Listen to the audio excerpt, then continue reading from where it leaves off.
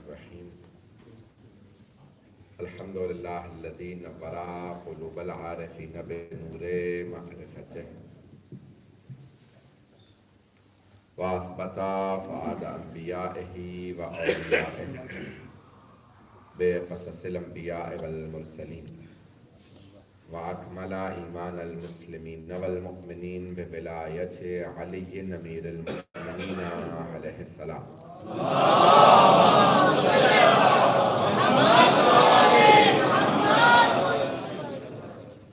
والصلاة والسلام والتحیۃ والاکرام علی افضل الموجودات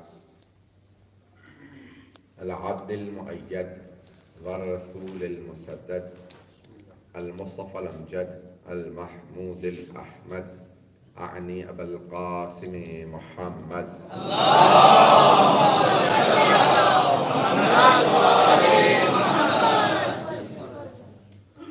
وعلى روحه ونفسه وصهره ووسيه سيد الاتقياء والاصفياء مولى الموالي امام المتقين علي بن ابي طالب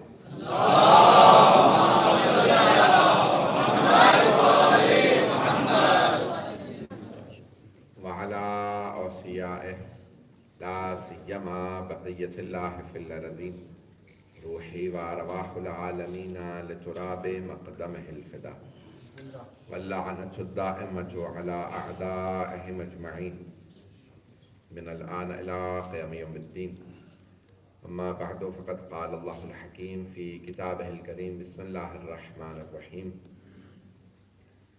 يا أيها الذين آمنوا كتب عليكم الصيام كما كتب على الذين من قبلكم لعلكم تتقون صدق الله العلي العظيم صلوات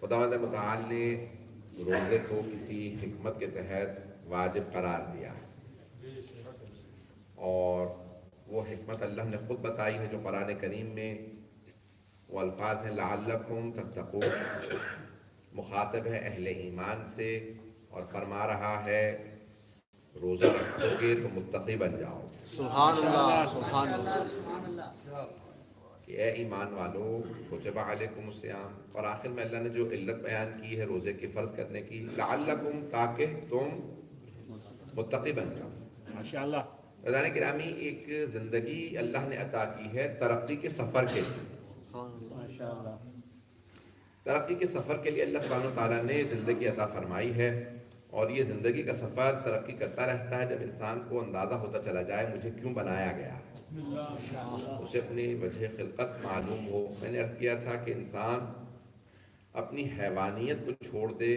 تو خود بخود انسانی کی طرف ہونے لگتا ہے ماشاءاللہ ماشاءاللہ یہ اگر آپ کے ذہن میں پہلی مجلس ہو اور پھر اس کے بعد اپنی انسانیت کو اجاگر کرے کہ یہ انسانیت کیا ہے جو دوسروں کا درد محسوس کرے وہ انسان اپنا درد تو سبھی محسوس کرتے ہیں دوسروں کے درد کو محسوس کرنا انسانیت ہے پھر انسانیت سے میں نے کل اور گزشتہ دو مجالس کے اندر ایمان سے متعلق کچھ مطالب پیش کیے تھے لیکن ایک مرحلہ ہے وہ ہے اسلام کا کہ انسان پہلے مسلمان بنتا ہے اور بعد میں مومن بنتا ہے تو ایک اسلام سے متعلق چند جملوں کو میں آج پیش کرنا چاہ رہا ہوں کہ کون مسلمان ہے تو حبیب خدا نے لفظ اسلام دیا بلکہ رسول اسلام نے نہیں دیا اس سے پہلے سے لفظ اسلام موجود تھا تمام انبیاء اسلام ہی لے کے آئے جملہ میں کہہ گیا ہوں تمام انبیاء اسلام ہی پہنچانے آئے ہیں کسی نبی نے یہودیت یا عیسائیت نہیں پہنچائی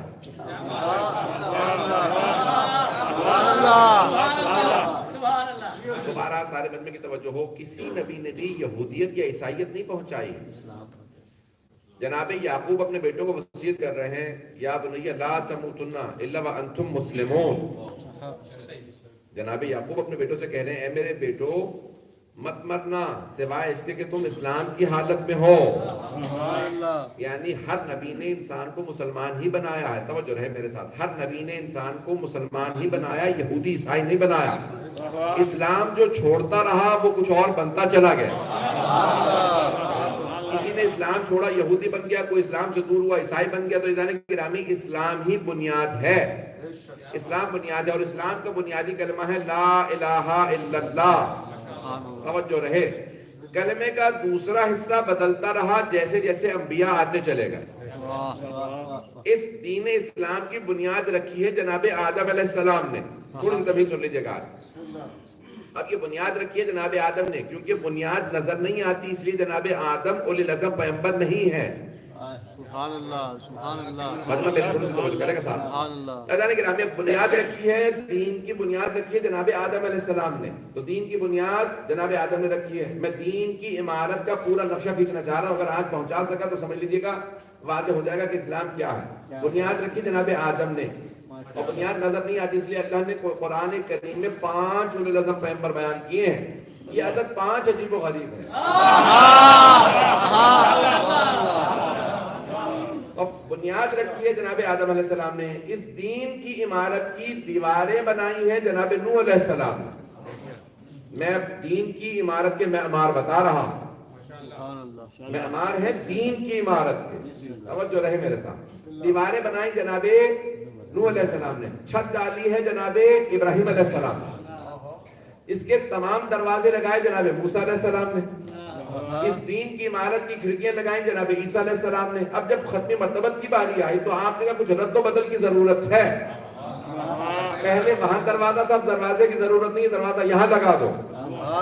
تو رہے آپ نے پوری نئی عمارت نہیں بنائی ہے، اسی عمارت میں کچھ رد و بدل کیا ہے، توجہ رہے، اس میں کچھ رد و بدل کیا، کہا یہاں دروازے کی ضرورت نہیں تھی، یہاں ہے، یہاں دروازہ لگا دیا جائے، وہاں کھڑکی کی ضرورت ہے، کھڑکی لگا دی جائے۔ اور جب ساری عمارت مکمل ہو گئی تو کہا باہر میری طرف سے تختی لگا دو، الیوم اکملت لکم دینکم،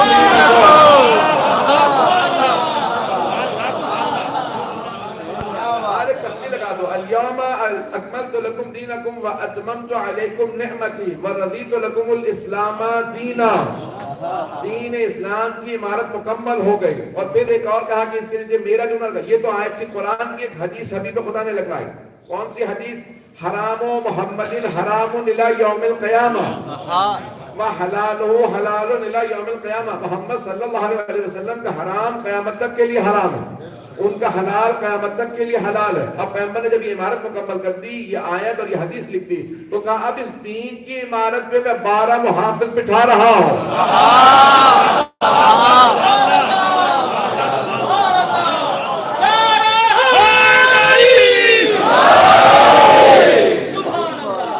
حبیب خدا نے دین کی عمارت پہ 12 محافظ بٹھا دیے کہ اگر کبھی کوئی یزید کسی دین کی دیوار کو، دین کی عمارت کی دیوار کو گرانا چاہے تو حسین قیام کر کے اسے شکست دیں گے۔ اب دین کی عمارت کے 12 محافظ ہیں، بڑے بڑے قوی محافظ ہیں، کوئی علی ہے، کوئی حسن ہے، کوئی حسین ہے۔ آج 12ویں امام ہے تو گرامی اللہ نے 12 محافظ سرور کائنات کو عطا کیے۔ دنیا کے پاس ایک امام نہیں ہے علی جیسا، ہمارے پاس 12۔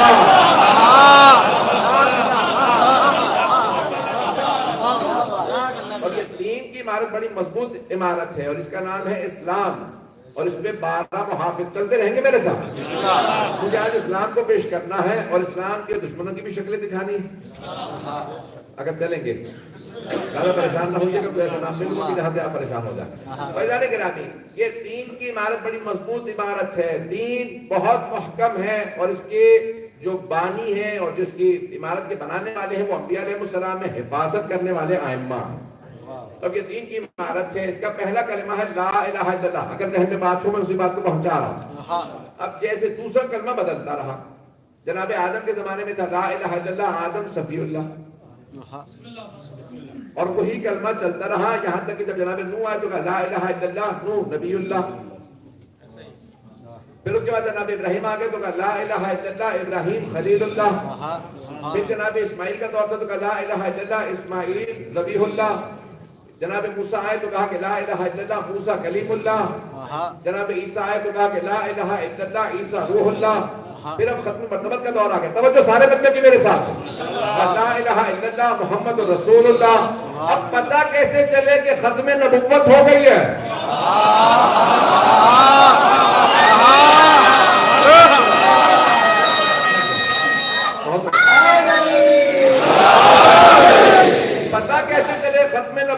ہے. ختم نبوت کی سب سے بڑی دلیل غدیر ہے. ابتدائے امامت سے پتہ چلتا ہے نبوت ختم ہو گئی ہے.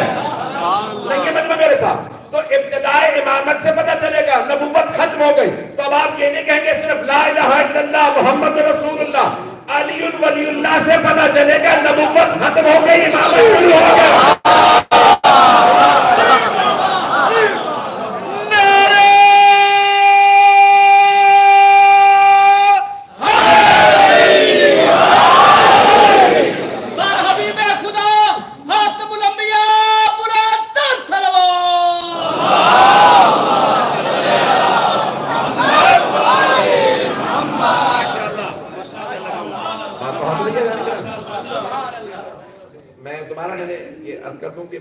ختم نبوت میں سب سے بڑی دلیل ابتدائے امامت ہے. غدیر سب سے بڑی دلیل ہے.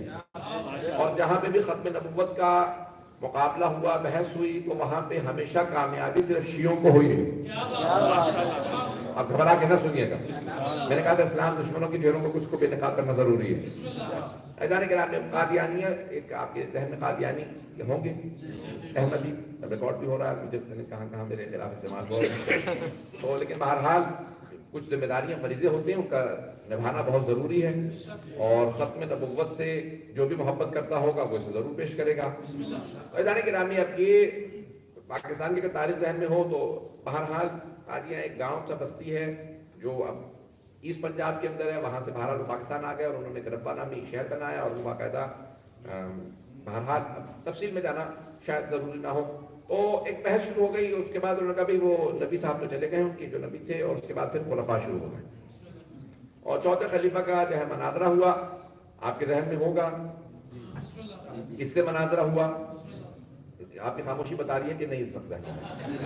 میں پاکستانی حضرات دوبارہ پہنچ جائیں گے, میں نام لے لوں گا. ہندوستانی حضرات پاکستانی سے پوچھنے اگر کوئی ساتھ میں خلیفے میں بیٹھا ہو کہ میں نے کس کی طرف اشارہ کیا ہے. تو جو مناظرہ ہوا تھا وہ کہہ لیجیے کہ ایک بہت پاکستان کے مشہور اس وقت ملا ہیں, ان کے والد سے ہوا تھا. اور وہ ملا, ان کا نام لینا ضروری نہیں ہے, ڈیزل تو ذہن میں ہوگا.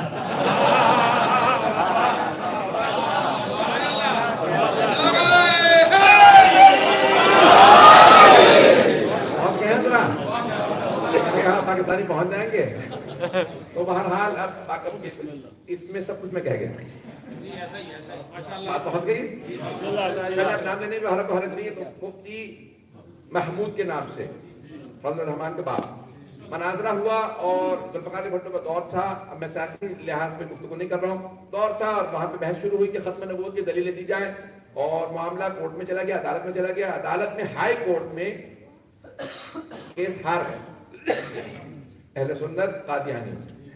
اور جب کیس ہار گئے تو مفتی محمود ذوالفقار علی بھٹو نے کہا بھائی مولانا آپ کو اگر آپ نے ہارنا ہی تھا تو مسئلہ نہ چھیڑ دی. ختم نبوت میں آپ نے دلیلیں دی اور عدالت میں آپ ہار گئے ہائی کورٹ کے اندر. تو اب کل صبح سپریم کورٹ کے اندر آخری پیشی ہے, توجہ ہے. یہ بھی عجیب نظام ہے, دنیا میں 4 عدالتیں ہیں.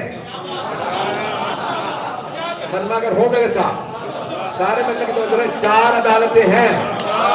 مجسٹریٹ کا کورٹ ہے, سیشن کورٹ ہے, ہائی کورٹ ہے, سپریم کورٹ ہے. 3 عدالتوں کے خلاف فیصلہ ہو سکتا.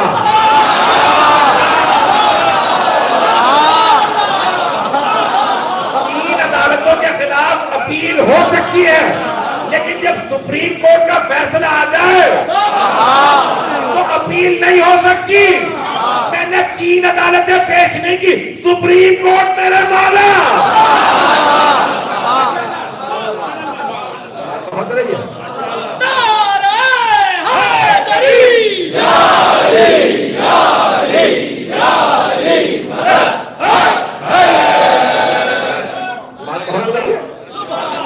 کہیں گے پتہ نہیں آپ کہاں لے گئے ہیں, میں یقین مانیے کہ چند نتائج دینا چاہ رہا ہوں اگر مطلب میرے ساتھ چلتا ہے.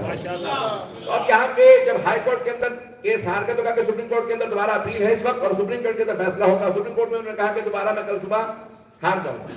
مفتی محمود صاحب نے کہا ذوالفقار علی بھٹو سے, پاکستان کے پرائم منسٹر سے کہا کہ کل بھی دوبارہ میں کیس ہار جاؤں گا. کہا پھر آپ نے چھیڑا کیوں تھا؟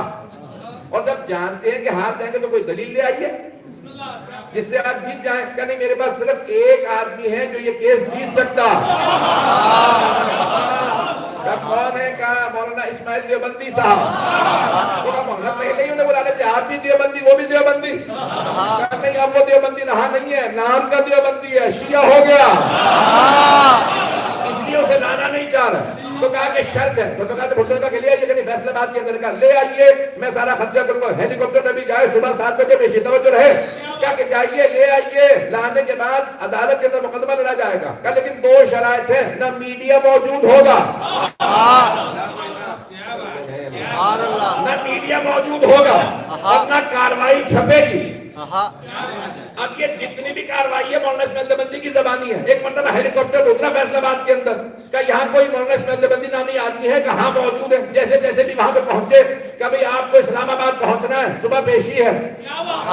کہ اتنی جلدی کیسے پہنچے گا, کہ ہم ہیلی کاپٹر لائے ہیں, کہ اس میں میرے کتابوں کے بچے کی گنجائش ہے. کہاں کہ ٹھیک ہے مناظرہ جس سے بھی کروا دے گا, ختم نبوت پہ ہے. کہ ختم نبوت پہ دلیل ہی ہمارے پاس ہے.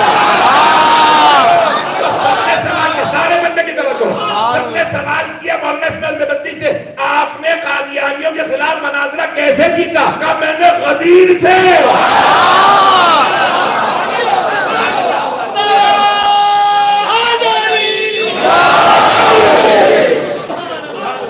غدیر سے ختم نبوت کی دلیل دی. کہ ابتدائے امامت دلیل ہے ختم نبوت. اگر بات پہنچ گئی ہے گرامی, میں پیش کر رہا ہوں کہ اسلام کی شرائط سے ان میں سے ایک شرط یہ ہے کہ ختم نبوت پہ عقیدہ ہو. اور ختم نبوت یہ ہے کہ ہمارا عقیدہ یہ ہے کہ خاتم النبیین جو قرآن میں آیت ہے, یہ سارے مسلمان اس میں متفق ہیں کہ خاتم النبیین جو آیت ہے قرآن کے اندر, یہ ختمی نبوت, ختمی مرتبت کے اوپر, رسول اسلام کے اوپر ہے. اور آپ کی مہر تھی, مہر نبوت. آج میں اگر چند معجزات پیش کروں تو چلیں گے نا؟ کہ مسلمان کا بنیادی عقیدہ یہ ہونا چاہیے ختم نبوت کو مانتا ہو. اور بہت سی شرائط ہیں, میں آج ذہن میں مضمون ایک اور لے کے آیا تھا, لیکن یقین مانیے ممبر پہ آنے کے بعد بعض اوقات انسان ذہن میں کچھ رکھتا ہے اور ممبر کی جو وارث ہے وہ کچھ اور بڑھواتا ہے. یقین مانیے خدا کا واہ, وہاں تک بیٹھے ہوئے کچھ اور پورا کا پورا مضمون لے کے چل رہا تھا, اور تیاری کسی اور مضمون انشاءاللہ کل پیش کروں گا. میں کچھ دلیلیں جو یزیدی ہیں, جس دور کے بھی یزیدیوں کے خلاف دلیلیں پیش کرنا چاہ رہا تھا, کل انشاءاللہ مکمل کروں گا. آج سن لیجیے ختم نبوت میں چند باتیں, اگر سب سننا چاہیں. یقین مانیے ممبر پہ آنے کے بعد بعض اوقات کئی مرتبہ انسان پورے ایک تیاری کچھ اور کر کے آتا ہے, اور بعض اوقات یہ ممبر واقعی جن کا ہے, انسان کو یقین ہونا چاہیے کہ وہ ہی یہ ممبر بھی بانٹتے ہیں, اور یہ ممبر انہی کے ہاتھ میں ہے. ہم جتنے بھی ہیں وہ خادم ہیں, جو بھی خدمت کر رہا ہے جناب صاحب زمان اسلام کی خدمت کر رہا ہے.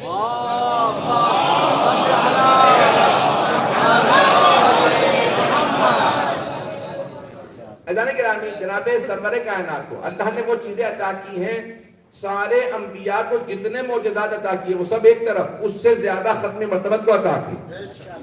اور یہاں تک کہ خود سر شہادتین کے اندر شاہ ولی اللہ محدث دہلوی نے جملہ لکھا کہ محدث دہلوی نے کہا کہ اللہ نے جتنا کچھ سارے انبیاء کو عطا کیا وہ سب کچھ ختم مرتبت کو, بلکہ اس سے بھی زیادہ ختم مرتبت کو عطا کیا. اسلام ذہن میں رکھیے گا کہ اس سے زیادہ ختم مرتبت کو. پھر وہ جملہ لکھتے ہیں, کہتے ہیں لیکن ایک چیز ایسی ہے جو اللہ نے بہت سے انبیاء کو عطا کی, سرور کائنات کو نہیں عطا کی. وہ کہتے ہیں کیا چیز؟ وہ کہتے ہیں شہادت. المسلم من سلمہ, یعنی جس کے ہاتھوں سے, من سلمہ من ہو, یعنی جس کے ہاتھوں سے ہر مسلمان محفوظ ہو وہ مسلمان ہے. من ہو المسلمون, یعنی جس کے ہاتھوں مسلمان محفوظ ہو وہ صرف مسلمان ہے, ہر آدمی مسلمان. یہ میں اسی بات کو پیش کرنا چاہ رہا ہوں اگر یہ ذہن پہ رہے. تو وہ کہتے ہیں اللہ نے اپنے سارے انبیاء کو بہت چیزیں عطا کی, لیکن رسول خدا کو ایک چیز نہیں دی ہے. ساری چیزیں عطا کی جو سارے انبیاء کو عطا کی تھی, وہ ہے شہادت. سن رہے ہیں؟ اپنا عقیدہ پیش نہیں کر رہا ہوں جو آپ اتنے گھبرائے بیٹھے ہیں, میں اس کی بات پیش کر رہا ہوں. انہوں نے جو لکھا ہے, ہمارا عقیدہ یہ ہے کہ سرور کائنات کی بھی شہادت. انہوں نے کہا کہ نہیں, اللہ نے رسول خدا کو شہادت عطا نہیں کی, لیکن وہ کہتے ہیں سر شہادتیں, 2 شہادتوں کا راز. وہ کہتے ہیں شہادت کی 2 قسمیں ہیں, سری اور علنی. ترجمہ کرنے کی ضرورت تو نہیں ہے, آپ عرب ممالک میں بیٹھے ہیں. سری اور علنی. سری شہادت چھپی ہوئی شہادت, اور علنی کھلی ہوئی شہادت. کہتے ہیں چھپی ہوئی شہادت زہر سے ہوتی ہے اور کھلی ہوئی شہادت تلوار سے ہوتی ہے. کہا اللہ سبحانہ و تعالیٰ نے سارے معجزات سارے کے سارے جتنی نعمتیں سارے انبیاء کو دی تھی اس سے زیادہ سرور کائنات کو دی، لیکن شہادت نہیں دی. لیکن اللہ نے رسول خدا کو 2 نواسے دیے، سبحان اللہ، حسن و حسین علیہ السلام. بہت سے لوگ پہنچ گئے، بہت سے افراد کو میں پہنچاؤں. اب سارے مجمع کی توجہ میرے ساتھ ہے. کہا کہ اللہ نے اپنے حبیب کو 2 نواسے عطا کیے، حسن و حسین کا. دونوں نواسوں کو ایک ایک شہادت عطا کی، ایک کو سری، سبحان اللہ، دوسرے کو علنی. سری شہادت ہے زہر سے، علنی شہادت ہے تلوار سے. کہ حسن مجتبی علیہ السلام کو زہر کی شہادت ملی اور امام حسین علیہ السلام کو تلوار کی. اب وہ کہتے ہیں، سارے مجمع کی توجہ، اب وہ کہتے ہیں کہ یہ ان 2 نواسوں کی شہادت ان دونوں کی شہادت نہیں ہے، ان دونوں کی شہادت رسول خدا کی شہادت. محدث دہلوی کہتے ہیں ان دونوں کی شہادت ان کی شہادت نہیں ہے بلکہ رسول خدا کی شہادت ہے. یہاں تک تو تھا شاہ ولی اللہ محدث دہلوی کا کلام. اب تھوڑا سا اضافہ میں کرنا چاہتا ہوں. میں کہوں گا شاہ صاحب آپ نے یہ لکھا ہے کہ شہادت کی 2 قسمیں، ہم نے مان لیا، اور رسول خدا کے 2 نواسے، ان دونوں کی شہادت ان کی شہادت نہیں، رسول خدا کی شہادت ہے. یہاں تک ہم مانتے ہیں، لیکن آپ کو بھی ماننا پڑے گا.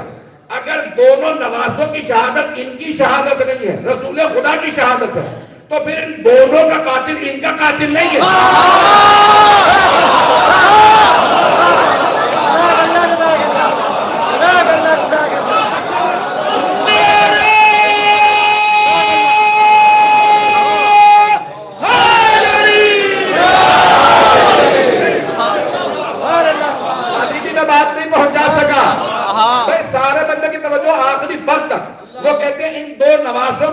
ان کی شہادت نہیں، رسول خدا کی شہادت ہے.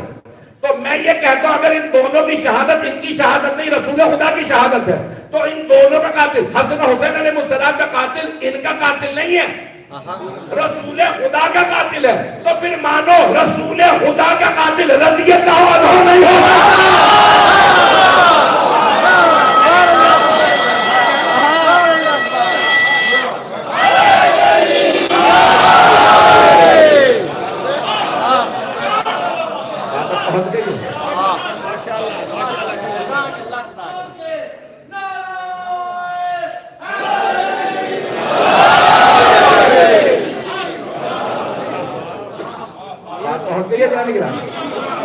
ان دونوں کا قاتل ان کا قاتل نہیں ہے، رسول خدا کا قاتل. اور رسول خدا کا قاتل کبھی رضی اللہ عنہ نہیں ہو سکتا. اور اگر کبھی کوئی ان کے قاتل کو رضی اللہ عنہ کہہ دے تو پھر اس پہ بھی لعنت ہے. میں رٹو یونیورسٹی میں نیو جرسی کے اندر امریکہ میں تقریر کر رہا تھا. شیعہ سنی مجمع تھا اور انہوں نے کہا کہ بھئی حسین ڈے ہے. تو ایک مرتبہ سوال ہوا کسی نے کہا بار بار کہہ رہے ہیں کہ اسلام کو حسین بن علی نے بچایا، دلیل کیا؟ میں نے دلیلیں دی. تو اس کے بعد انہوں نے کہا کہ آپ نے قاتل پہ لعنت کی ہے. تو سنی عالم سے سوال کیا کہ قاتل پہ لعنت کی جا سکتی ہے؟ انہوں نے کہا ہمارے علماء نے نہ لعنت لکھی ہے نہ منع کیا، تو اس لیے میں جواب نہیں دوں گا. تو انہوں نے کہا آپ جواب دیں گے؟ میں نے کہا جواب دوں گا قرآن سے. علماء کی ضرورت نہیں جب قرآن میں آئے تو پریشان ہے. سارے بننے کی توجہ. چوتھا سورہ ہے سورہ نساء.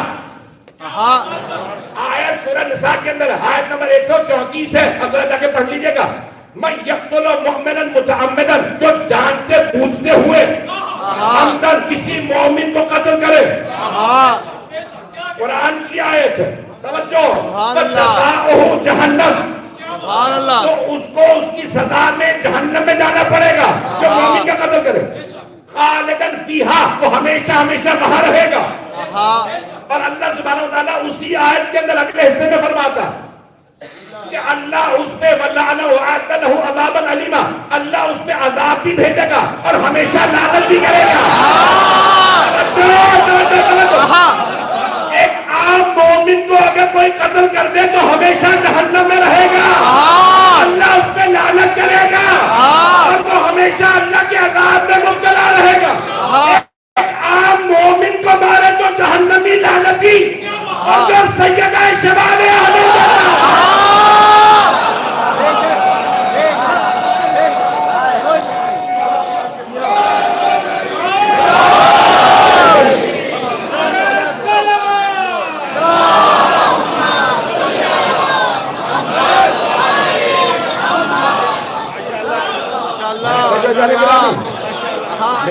جواب قرآن سے پیش کیا. ماشاءاللہ. فیضان گرامی قرآن کہہ رہا ہے جو ایک عام مومن کا بھی قتل کرتے تو اس پہ عذاب بھی ہے, جہنم بھی ہے, لعنت بھی ہے.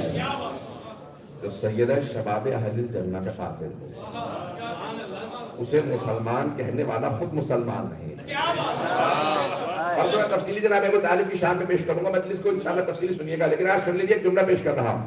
مجھے تعجب ہے مسلمانوں پہ, ماننے پہ آتے ہیں تو ایسے افراد کو بھی مسلمان مان لیتے ہیں جو آخری لحظات میں مجبوراً کلمہ پڑھ لیں اور جو ساری زندگی اسلام پہ احسانات کرتے رہیں. نہ ماننے پہ آئیں تو اسے بھی نہ مانیں. مجھے تعجب ہے بہت مسلمانوں میں. جملہ کہہ رہا ہوں, اگر سخت ہو بہت زیادہ مجھے پہلے میں ایک موضوع پیش کرنا چاہتا ہوں, اس کو سن لیجیے گا. سخت سننے پہ آواز کر میں کہتا ہوں, لیکن ریکارڈنگ کی ایسے کئی مرتبہ چلے جاتے ہیں اور پھر ماشاءاللہ نشر تو ہو ہی جاتے ہیں.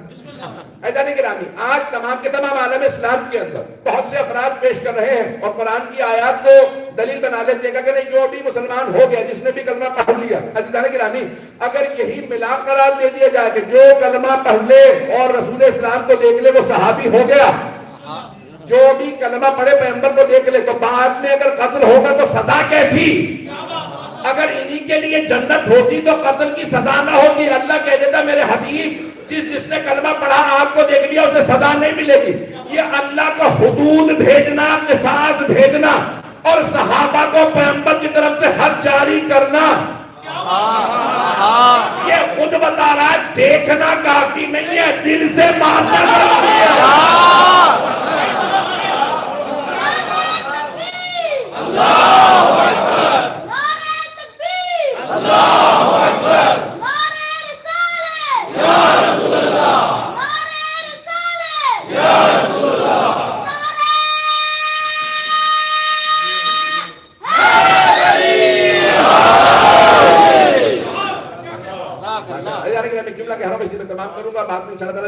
پیش کرنا چاہ رہا ختم نبوت کے, ختم مرتبت کے, ان کو سن لیجیے گا. توجہ ہے تک میرے سارے مطلب میرے ساتھ ہے.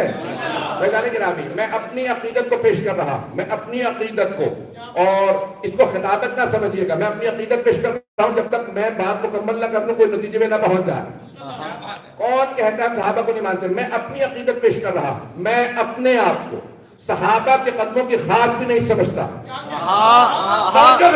خطابت نہیں ہے, میری عقیدت ہے. میں اپنے آپ کو صحابہ کے قدموں کی خاک بھی نہیں سمجھتا, لیکن ایک شرط ہے کہ جناب سیدہ اور اہل بیت ان سے راضی ہوں.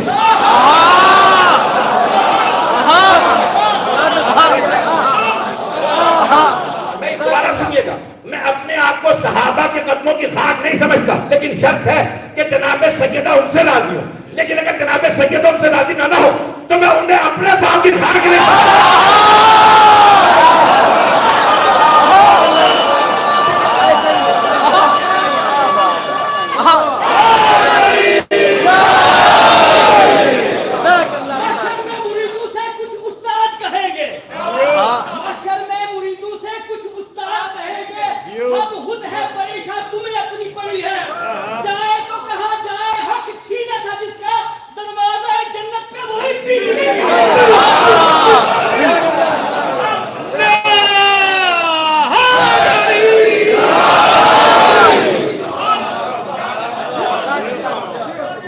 واضح ہو گیا.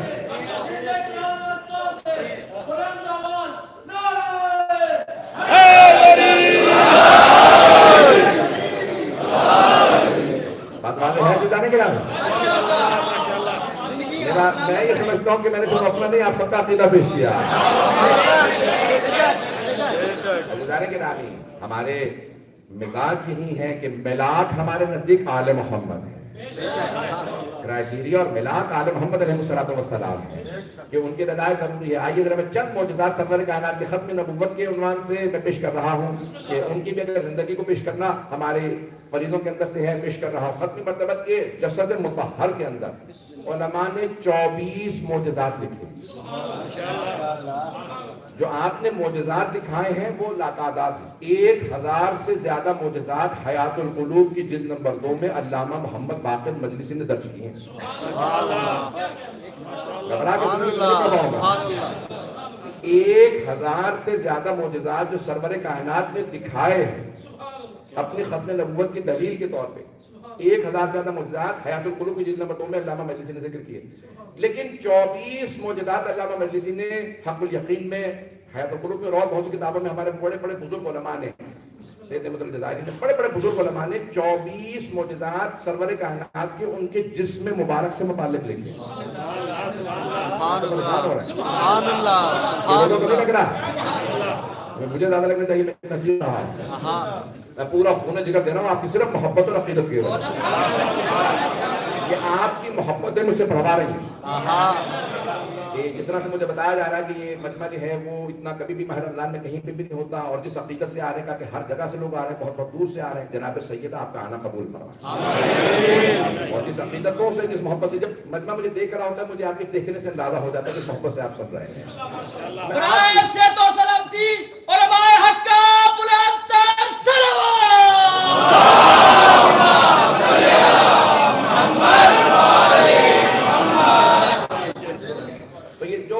آپ سن لیجئے گا۔ 24 معجزات سارے تو نہیں پڑھ پاؤں گا جتنا وقت ہے۔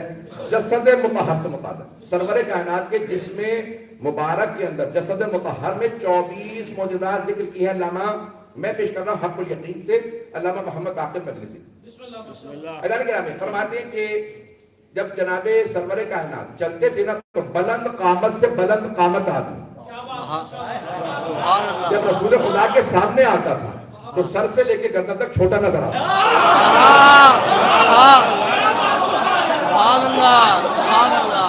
خالق کو یہ قبول نہیں تھا کوئی سرور کائنات سے اونچا نظر آتا۔ خالق کو یہ قبول نہیں تھا کہ کوئی سرور کائنات سے اونچا نظر آئے۔ اب اگر رسول خدا اپنے نوازوں کو کاندھوں پہ سوار کر لیں، مانو نہ اللہ کی اجازت تھی،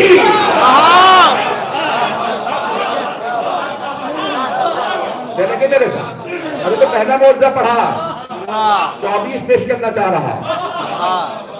علامہ محمد باقر مجلسی نے دوسرا معجزہ یہ لکھا کہ جب سرور کائنات چلتے تھے، راہ چلتے تھے تو دھوپ کے اندر ہمیشہ آپ کے سر پہ ایک ابر رہا کرتا تھا،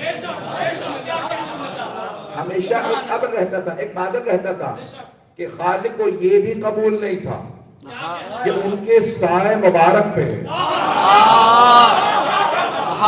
کسی کے قدم آ جائے۔ لوگ ہیں یا نہیں؟ خالق کو منظور نہیں تھا کہ میرے حبیب کے سائے پہ کسی کے پاس آ، تو ہمیشہ ابر رہا کرتا تھا تاکہ کوئی بھی سایہ نہ دیکھے، توجہ ہو۔ مجھے آپ کا پتہ نہیں لیکن میں لندن سے جنوب کویت آؤں، ایک ابر ساتھ ساتھ ہو، یہاں سے کہیں کراچی جاؤں تو ابر ساتھ ساتھ ہو، لکھنؤ جاؤ ابر ساتھ ساتھ ہو، توجہ ہو۔ مجھے آپ کا پتہ نہیں، میں پریشان ہو جاؤں گا یہ مسلسل ابر کون سا ساتھ ہے، لیکن پیغمبر کبھی پریشان نہیں ہوئے، یعنی وہ جانتے تھے میں ان جیسا نہیں ہوں، اب نہ کہنا محمد ہم جیسے۔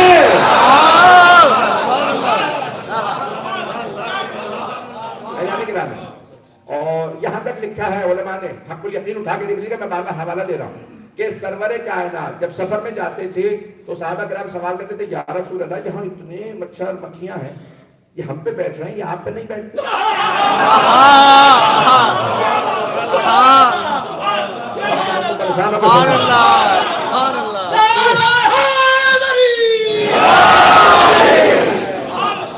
یا رسول اللہ یہ مچھر، یہ مکھیاں، یہ کیڑے مکوڑے یہ آپ پہ کیوں نہیں بیٹھتے؟ تو حبیب خدا نے فرمایا میرے چاروں طرف حصار ہے، یہ کیڑے مکوڑے ان کو اللہ نے روک دیا ہے، یہ مجھے اذیت نہیں دیتی۔ اگر کوئی شہد کی مکھی بھی اگر آئے اور آپ کے پسینہ چوس لے، شہد بنانے لگتی ہے، لوگ ہیں یا نہیں ہیں؟ کہا یہ کیڑے مکوڑے مجھ پہ نہیں بیٹھتے، میں تفصیل میں نہیں جا سکتا، وقت نہیں میرے پاس۔ تو کہا کہ یہ معجزہ، مجھے ترتیب یاد نہیں رہے گی کہ کون کون سے معجزہ پیش کر چکا ہوں۔ کہ ایک اور معجزہ جسد مطہر سے متعلق لکھا کہ جہاں سے رسول خدا گزر جاتے تھے 1 سے 2 دن تک خوشبو آتی رہتی،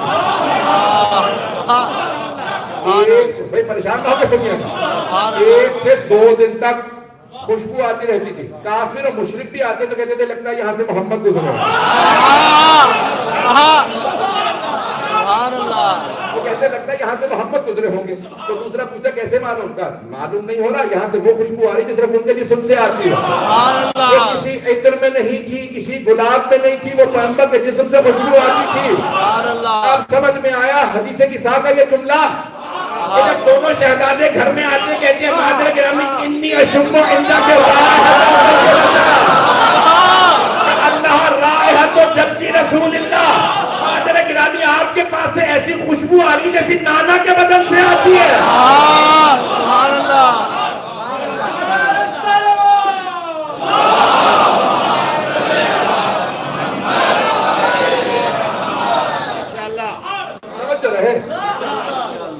جسد مطہر سے خاص خوشبو سننا چاہیں گے؟ جسد مطہر سے خاص خوشبو آتی تھی، 1 سے 2 دن تک خوشبو آتی رہتی تھی. تو اور کون سا معجزہ تھا جسد مطہر کے اندر؟ کہ جب حبیب خدا زمین پہ پاؤں رکھ کے چلتے تھے، بعض اوقات چٹانوں پہ پاؤں رکھتے تھے، نشان بنتے چلے جاتے تھے. سبحان اللہ. چٹانوں پہ پتھروں پہ نشان بنتے چلے جاتے تھے، اور بعض اوقات کچے پہ پاؤں رکھتے تھے، ریت پہ یا مٹی پہ نشان نہیں بنتے تھے. سبحان اللہ. تو صحابہ نے کہا یا رسول اللہ یہ آپ کے نشان نہیں بن رہے، ہم ریت پہ پاؤں رکھتے نشان بن جاتا.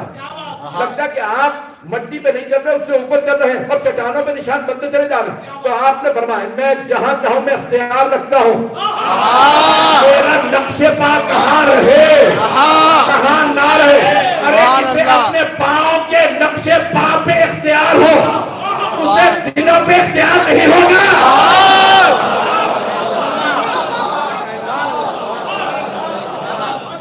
اگر مجمع ہو گئے چلے گا مجمع میرے ساتھ.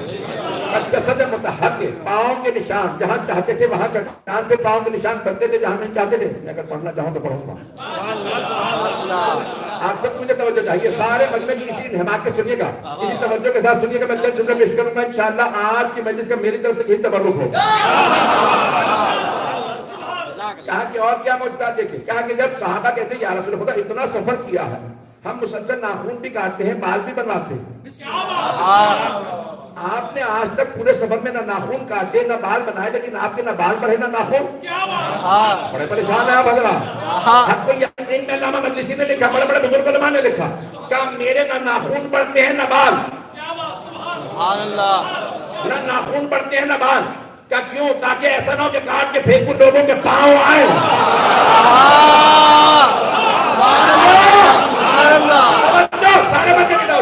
بس ایک مرتبہ صحابہ کہتے ہیں حجت الوداع کے موقع پہ سرور کائنات نے بس زندگی میں ایک مرتبہ اپنے منہ مبارک، پیغمبر کے بالوں کہتے ہیں منہ مبارک، تو پیغمبر نے ایک مرتبہ منہ مبارک کاٹے. سارے صحابہ نے تبرکن بانٹ لیے.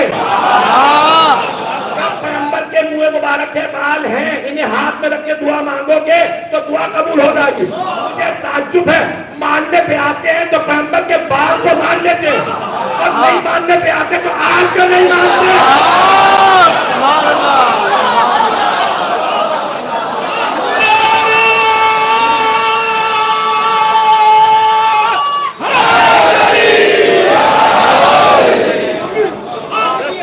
اسی طرح سے چلتے رہیے.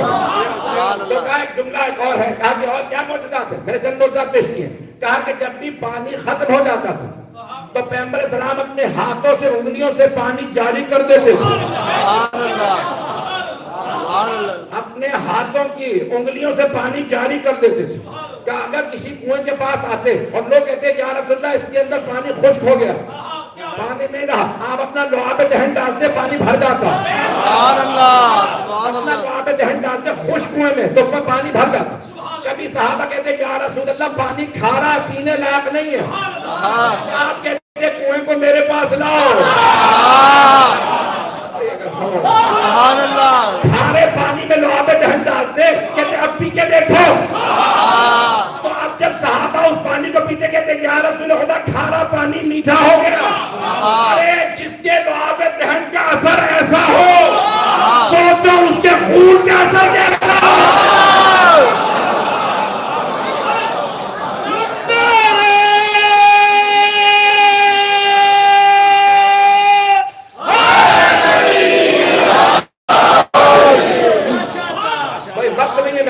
پورا خون جگر دے رہا، پورا خون جگر دے کے پیش کرنا خط کی مرتبہ کے فضائل تو سنیے گا.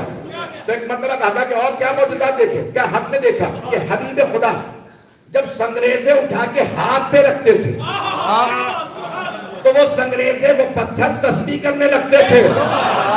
کبھی وہی پتھر کہتا سبحان اللہ, کبھی کہتا الحمدللہ, کبھی کہتا لا الہ الا اللہ, کبھی کہتا اللہ اکبر. یہ میں کہتا ہوں سنگریزہ اس لیے تسبیح کرتا تھا میں کس کے ہاتھوں پہ آ گیا.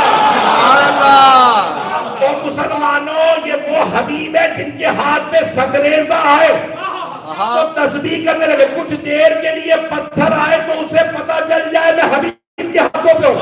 اور وہ جو آل آغوش میں پل رہی تھی,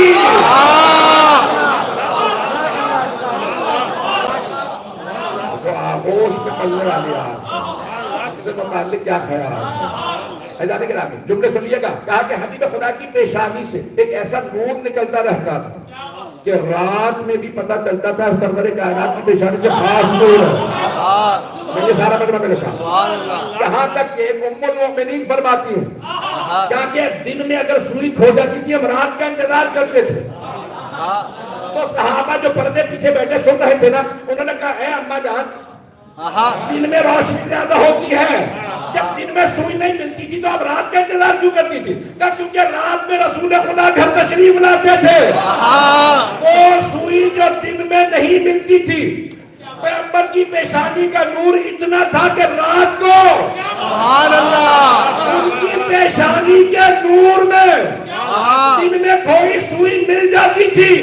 اور مسلمانوں ملاؤں کی نہ ماننا, ماں کی ماننا.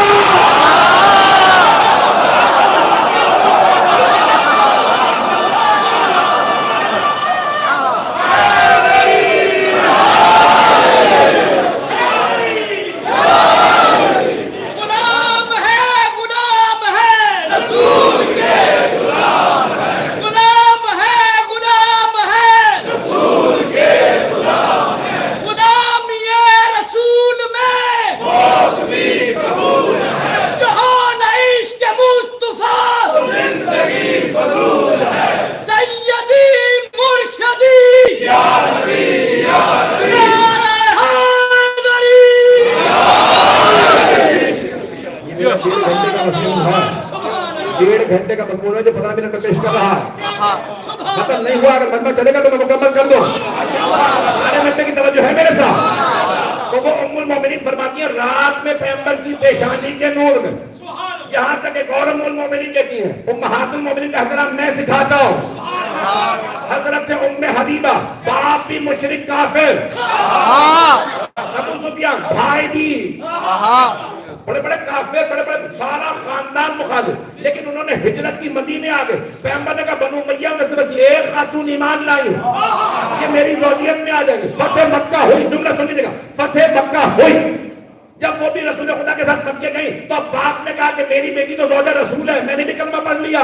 تو ابو سفیان بیٹی سے ملنے کے لیے آیا, جیسے ملنے آیا سلام کیا, بیٹی نے جواب دیا. ایک مرتبہ جب وہ بیٹھنے لگا تو کہا بابا جان رک جائیے, اس طرح ہٹا کے آپ بیٹھ جائیے.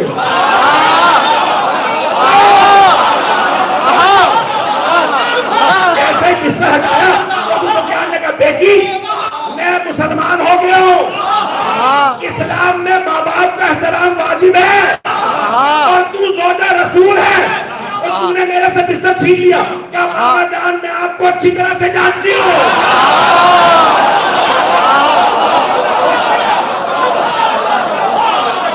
بابا جان میں آپ کو بڑی اچھی طرح سے جانتی ہوں, یہ بستر رسالت ہے, میں رسول خدا کی زوجہ ہوں, میں نے پیغمبر کی عظمت کو دیکھا. بابا جان آپ اس لائق نہیں کہ بستر رسالت میں بیٹھے, انہوں نے بستر ہٹایا کہ آپ بیٹھ جائیے.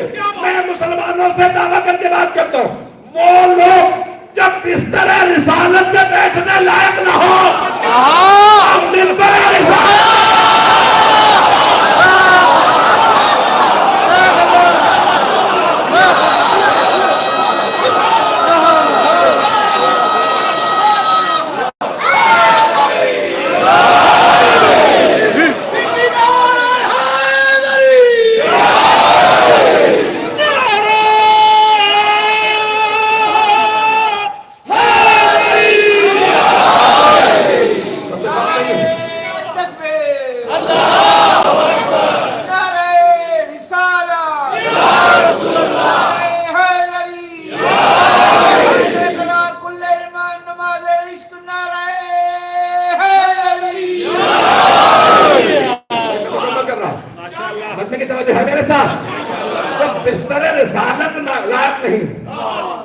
منبر رسالت لائے کیسے ہو سکتے ہیں؟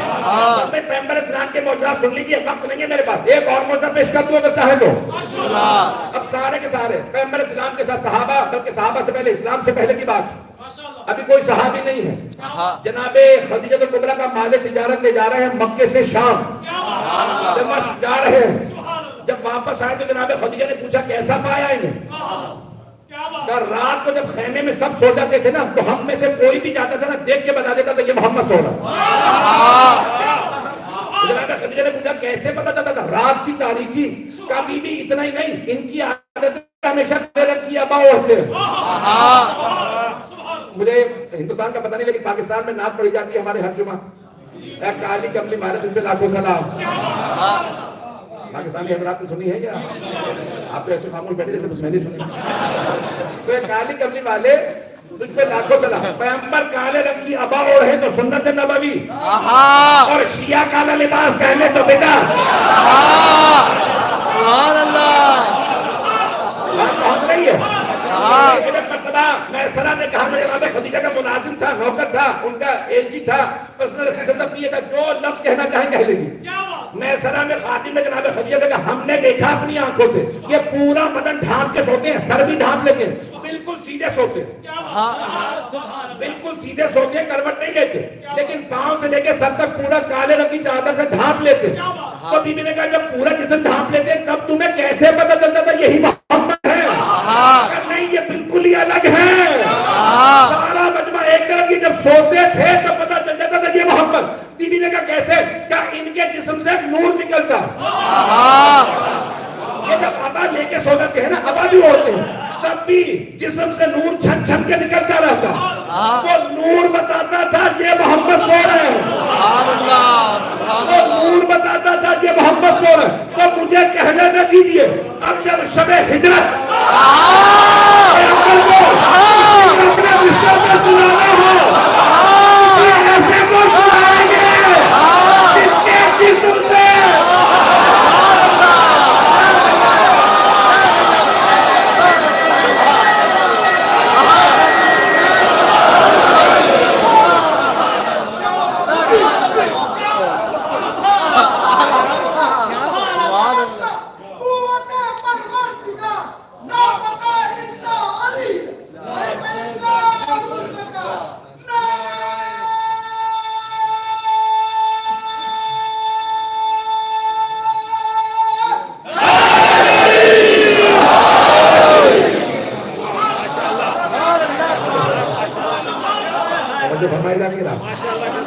شب ہجرت جب پیغمبر کو کسی کو اپنے بستر پہ سلانا ہوگا تو کسی ایسے کو تلاش کریں گے جس کے جسم سے ویسا ہی نور نکلتا ہے جیسا حبیب خدا کے جسم سے نور نکلتا ہے۔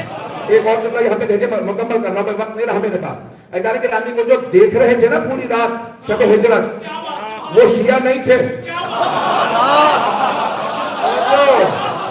وہ شیعہ نہیں تھے، آپ کہہ کے بھی تعصب سے دیکھ رہے ہوں گے، وہ ابو سفیان کے بھیجے ہوئے تھے۔ سمجھو ابو سفیان کے بار بار دیکھتے کہتے تھے ابھی محمد سو رہے ہیں،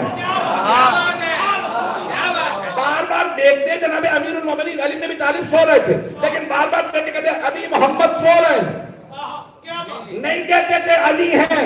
ان میں سے کسی نے نہیں کہا ارے نہیں نور میں 19-20 کا فرق ہے،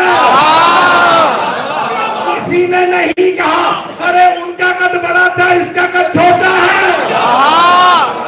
سبحان اللہ، اگر آپ سے کوئی کہنا کہ پیغمبر کا قد بڑا تھا علی کا قد چھوٹا تو آپ مجھے تو کیمرہ لے کے وہی کھڑا تھا۔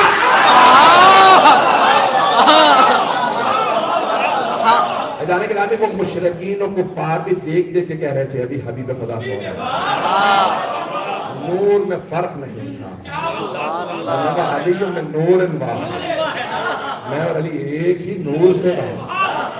جانے کے نامی وہ شب ہجرت کیا کیفیت ہوگی، اور پیغمبر کو پتا بھی تھا کہ کسی اور کو بستر پہ نہیں سلانا، اگر نور کو چھپا بھی دوں گا کون ہے جو نیزوں کے سائے میں سوئے گا؟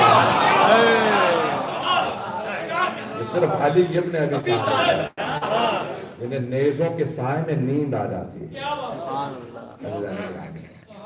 ہم اس نبی کے ماننے والے ہیں کہ جو اپنی آل کو آغوش میں لے کے منبر پہ آتے ہیں اور صحابہ کے سامنے جب جناب سید الشہداء کے رات میں تو جناب سرور کائنات نے آغوش میں لیا چومنا شروع کیا منبر پہ آئے اور اپنے صحابہ سے کہا ہاں حسین فاعرفوہ یہ میرا حسین ہے اسے پہچان اور پھر ایک مرتبہ ہاتھوں کو اٹھایا امام حسین کو ہاتھوں کو اٹھایا ہاتھوں کو اٹھایا اور ہاتھوں کو اٹھانے کے بعد دعا مانگی اللہم انی احب حسین پروردگارہ مجھے حسین سے بڑی محبت ہے فاحب من احب حسین تو اس سے محبت کر جو حسین سے محبت کرے اگر دیکھ سکے تو میرے دیکھیے گا کہ 4 مقامات کے رسول خدا بہت بوسے دے امام حسین جب چند مہینے کے تھے تو رسول اسلام گود میں لیتے آغوش میں لیتے اور 4 مقامات کے بوسے دیتے کون سے 4 مقامات میں دکھانا چاہ رہا ہوں پہلا بوسہ دیتے نا پیشانی کو بہت چوما کرتے بہت چومتے تھے حضرت شیخ جعفر شوشتری کہتے ہیں پیشانی کو اس لیے چوما کرتے تھے جانتے تھے یہاں پتھر نے لگا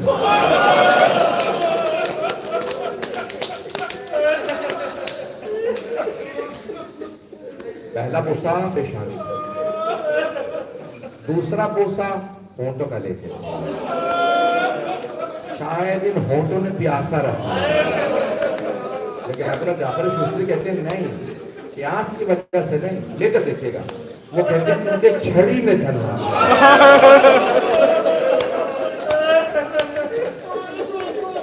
اب جانتے تھے یہاں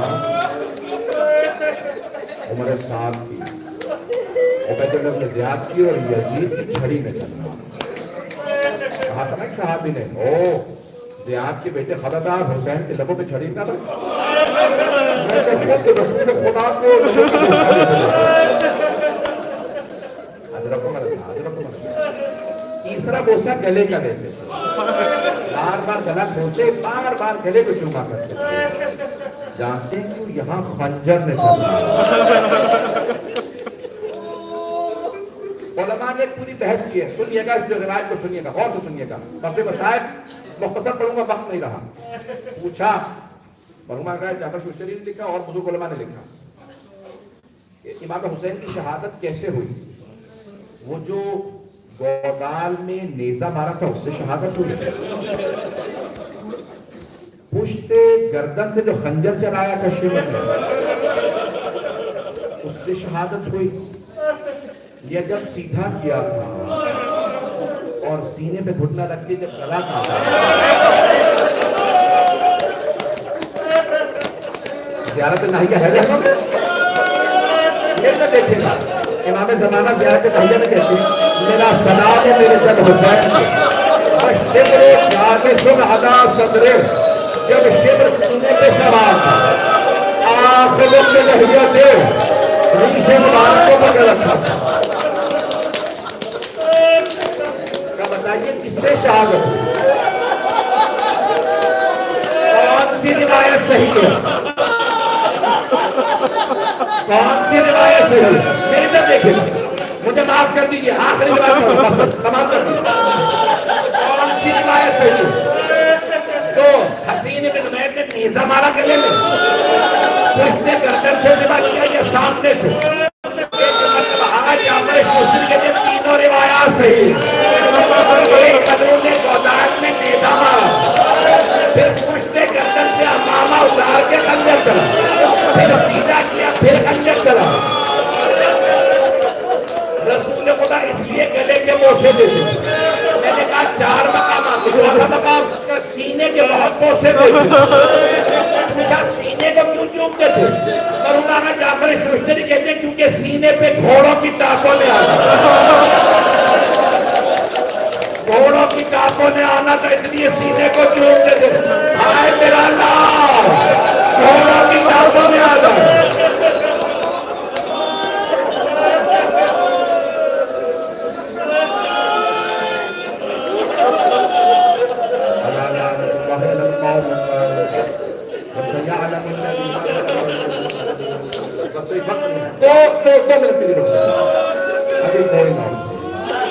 ہاتھوں کو بلند کیجیے.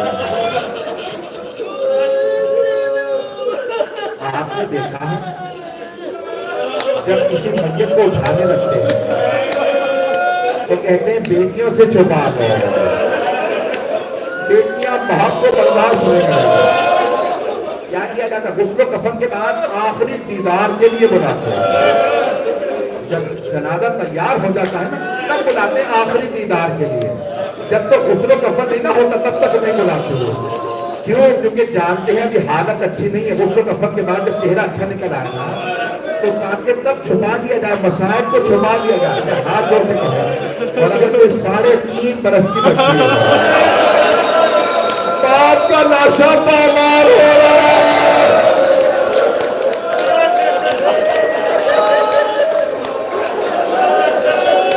خدا کسی بیٹی کو باپ کا مرنا نہ لکھا.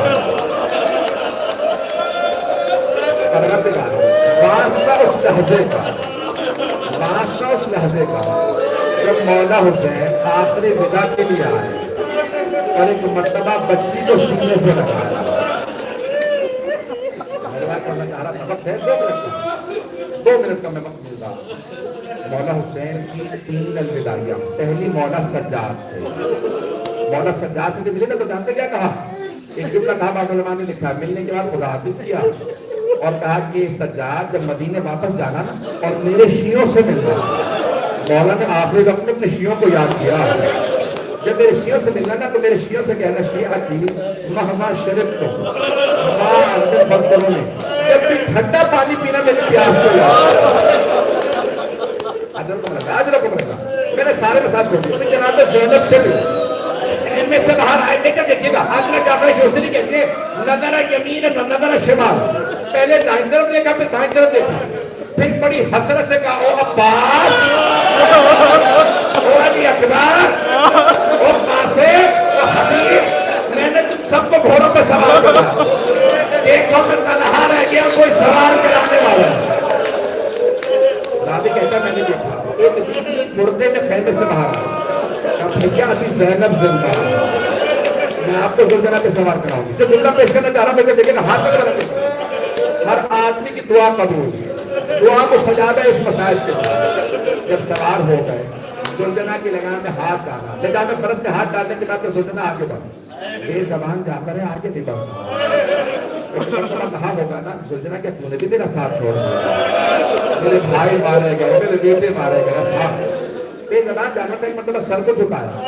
جب دیکھا نا تو پچھلے قدموں سے ایک بچی لپٹی ہوئی. مولا زلجنہ سے اترے, بچی کو سینے سے لگایا پیار میں. کہا بیٹی تو خیمے سے باہر آئی. کہا بابا آپ کہاں جا رہے ہیں؟ کہا بیٹی آپ کو پیاس لگی ہے نا, پانی لینے جا رہا ہوں. کہا بابا جو پانی لینے جاتا ہے واپس نہیں آتا. بابا مت جائیے, چچا عباس گئے چھڑنے نہیں آئے. ایک مرتبہ بچی کو پیار کرنے کے بعد سید الشہداء نے کہا بیٹی اب دلاسوں کا وقت نہیں رہا, میں نے طفلی میں نانا سے وعدہ کیا تھا, بیٹی میں شہادت کے لیے جا رہا ہوں. اب ایک مرتبہ آخری ضرورت جتنے میں نے ساری زحمت کی ہے. کہا بابا آپ نے ہمیشہ جب بھی مجھے سینے پہ سلایا آپ نے ہمیشہ کہا اسلام میں بیٹوں کا بھی حق ہے, بیٹیوں کا بھی حق ہے. بابا آپ بھیا علی اکبر کو ساتھ لے گئے, بھیا علی اکبر کو ساتھ لے گئے. بابا یہ بتائیے میرے حصے میں کیا ہے؟ بزرگ علماء فرماتے ہیں جناب سید الشہداء نے کچھ آ کے کربلا اٹھائے, جناب سکینہ کے سر میں ڈال دیا. سکینہ نے سوال کیا بابا یہ کیا کیا آپ نے؟ آپ کے حصے میں یتیمی آئی ہے, آپ کے حصے میں اسیری آئی ہے, آپ کے حصے میں شام کی قید آئی ہے. میں کہوں گا مولا بتا دے بی بی آپ کے حصے میں شروع کے دروازے.